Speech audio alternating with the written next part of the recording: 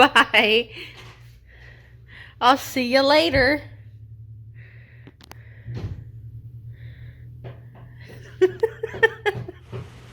I'm not sure if you can tell that I'm kind of sitting close to the ground, but I'm sitting on an exercise ball right now. I'm 38 weeks and 5 days along, and oh my god, am I ready to get this little girl out of me and into the open air. About 11:45 last night, we actually went to the hospital because I was having really bad back pain with the contractions that I was having, and so I wasn't sure if it was like back labor. But it takes me a lot. I'm somebody with a pretty high pain tolerance to be like actively wincing in pain, and the back pain was getting really bad. It was like throbbing. So I went in and they checked me and monitored me for a couple hours, and my contractions started slowing down, so they sent me home. But I was dilated 2.5 centimeters and 50% effaced. The thing that sucks is I've been having on and off contractions for a couple days now, and they will go steady and regular and really painful for like 2 to 3 hours, and then they'll start to slow down again until they stop for a while. Usually once the contractions pick up and they're like, you know, less than 5 minutes apart and stuff like that, and after you've been monitoring for an hour, they tell you come into the hospital, you're probably in labor. Well, I come into the hospital because I've been monitoring them for an hour and they're less than 5 minutes apart, and then they stay that way for just a little bit, and then they'll start slowing down again, and then they'll stop, and then I get sent home. And there's one particular reason I actually want her to be here by this weekend, and that is because a couple towns over they have these botanical garden area things. Their cherry blossom trees are predicted to bloom sometime after Sunday. Last year me and Chris went for the first time, and we want to make it a tradition and go this year, but this time we wanted to take Dallas and hopefully Scarlett, if she's here, and get a nice family photo. So we'll cross our fingers. I've been rolling back and forth on this exercise ball and trying to move around as much as possible and just do everything I can to get labor moving along. Alright y'all, we are 39 weeks today. Here is what the baby bump is looking like. Pretty large, pretty painful. I went and saw my doctor yesterday, and I am going to be induced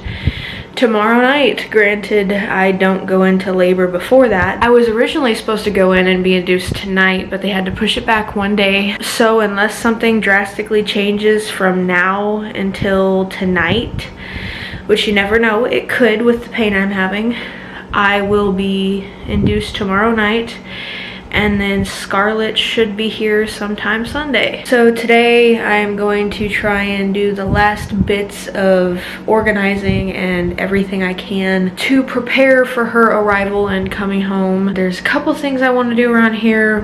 They're mostly minor stuff. I need to load the dishwasher, and then there's some boxes sitting on the glider chair in the living room that I need to go through. You know what sucks? I really want coffee right now, and normally I don't like coffee all that much, but I want coffee right now. But I know it's probably not a good idea because I'm having loose stools. Like, that's just gonna make it 10 times worse. Maybe I'll have a cup of tea instead. I like tea. Does tea make you poop? I don't know. I'll Google it and then go from there. So I have a dilemma. I did a couple sketches in my sketchbook in just mechanical pencil, and I really want to color them in. I'm not thinking crayons or colored pencils or even markers this time around. I'm thinking gouache paint. If you saw my last vlog, you know that I've been working with gouache paint a little bit more to try and, I guess, increase my painting skills in general. But I've kind of been busy and taken a little bit of a break. The issue is I know if I paint them, I'm going to be upset that the original quality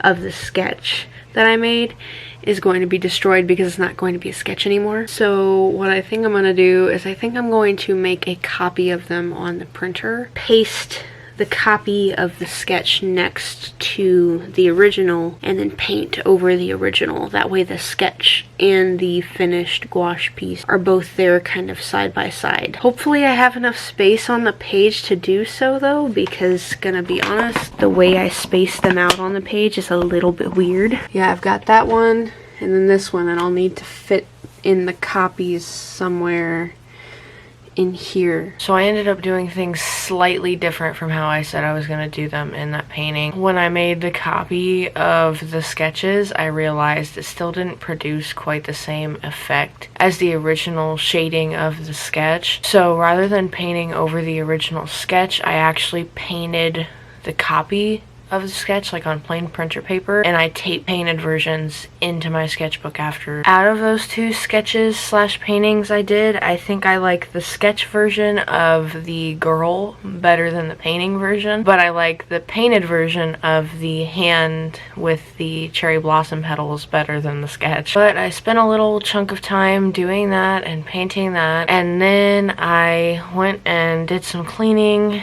and loaded my dishwasher and was working on making some of these DIY ice pack pads for after I get out of the hospital, because the hospital gives you a couple to go home with, like of the chemical reaction ice pack pads, but I wanted to have access to more of them because I remember them being extremely helpful in the postpartum days. I found this recipe online for just using aloe vera gel and witch hazel on maxi pads, and then you put them on there and you freeze them, and then functions as kind of like an ice pack when you pull it out, and the pad for the bleeding. I ended the night by going to town with my sister, where we went shopping and bought a couple things for the baby and the kids, and she also got me this book called Get Out of Your Head by Jenny Allen from Target as like a push present. I'm debating on taking this to the hospital with me because I have a book in my hospital bag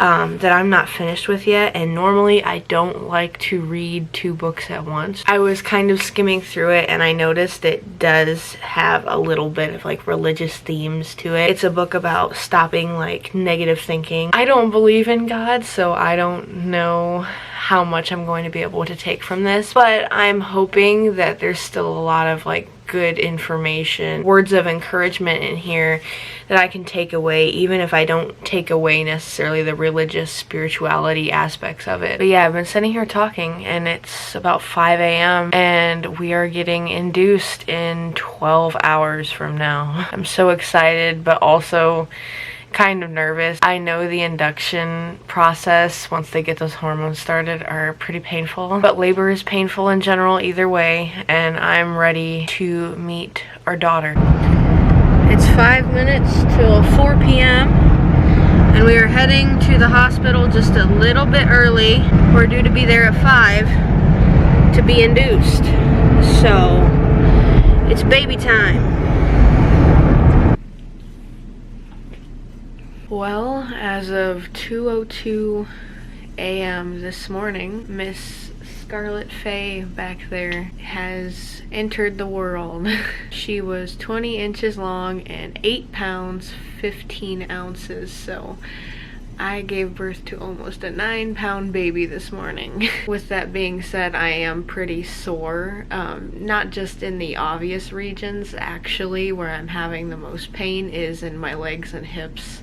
It has taken me all day to do more than a hobble while walking. It was a long labor process, but it was a very short actual delivery time. We checked in here about 4:30 Saturday night because I was having some like trickling of fluid and I wanted to be sure it wasn't my water breaking and just like normal pregnancy stuff.